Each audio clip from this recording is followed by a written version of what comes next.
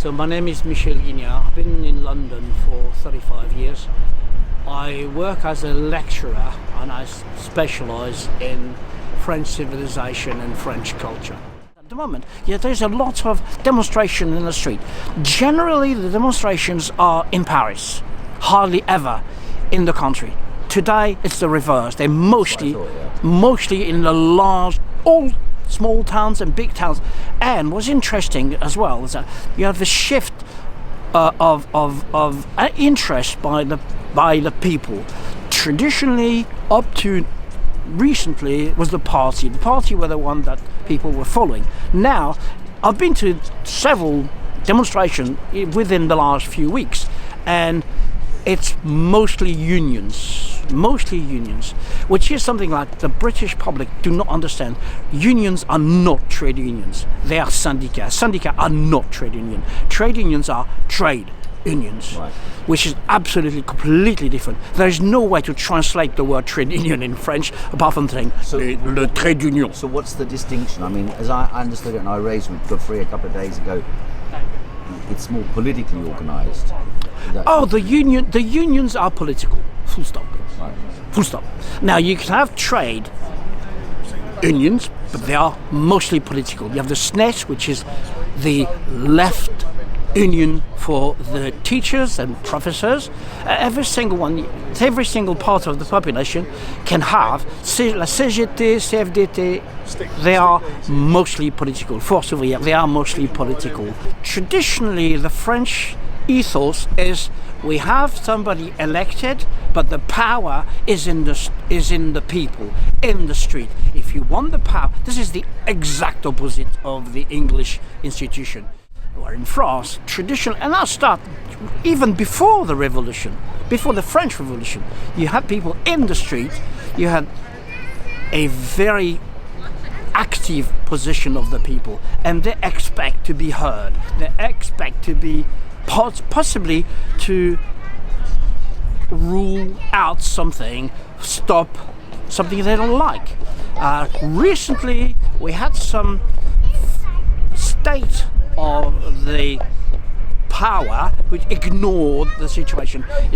So this is a kind of a now if simply if the situation is not accepted by the government to negotiate, then we may have there's two options. Either it's going to collapse, which is what happened with the Gilets jaunes. But the Gilets jaunes were not organized. The Gilets jaunes were people more or less from all spectrum of the political life. You had some people who now turn up to be supporting Marine Le Pen or even the newbies. But in a way, wasn't it the strength of the Gilets jaunes on one side that it came from the grassroots, that it was... Exactly. What are the new generation doing? Are they voting?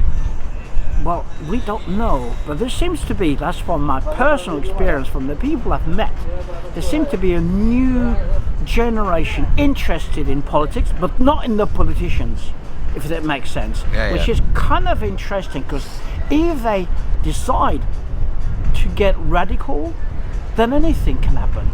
But the problem is that you are with a power who does not hesitate to send a very violent police. And the last couple of years ago, we had the situation with the préfet police, which is the man in charge of the police, who's l'Allemand, a very violent man, and he sent against the demonstration. He sent somebody with rubber bullets, and he had people losing their eyes, losing their limb, and that's strangely enough. It's difficult as well to have a real idea of what's going on, because mostly the medias are giving you the what the state wants you to hear. We haven't discussed it, but let me ask you, because a lot of the people who watch this channel have been following protests and demonstrations around the anti-lockdown movement and around regarding someone like Macron as, if you like, a stooge of this type of Trudeau, Macron, Nicola Sturgeon. Ultra liberal. Yeah, but also sort of working in conjunction, extremely rigid and strict regulations, dictatorial powers imposed, all that sort of thing. Is this not the end of that structure? Is this not the defeat of that structure? I wish I could give you an answer to that. This is a massive gap of what I would like to see and what I may have to see. The fact is exactly what I stated earlier. We are now having in France the last radical left available in Europe. How far are they going to go? I don't know. If the movement from the streets is, well, firstly, why is the government doing what it's doing? Is there a connection between what it's doing and the global campaign of capital to reduce wages and conditions, or is it something very specifically French? We're going to enter now into a very interesting political debate which is much larger than simply France. The status of capitalism today is global. The global world where, you know, the nation do not exist, the nation do not have any power. So we've got that in the UK since your favourite Prime Minister, Margaret Thatcher, who started to do that.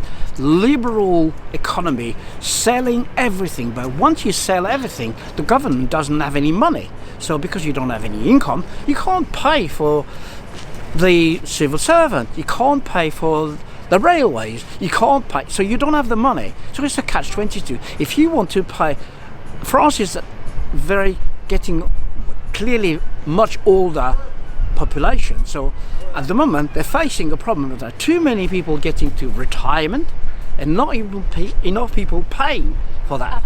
So it's a kind of catch-22. You want a good pension, but you need to have people to pay for it.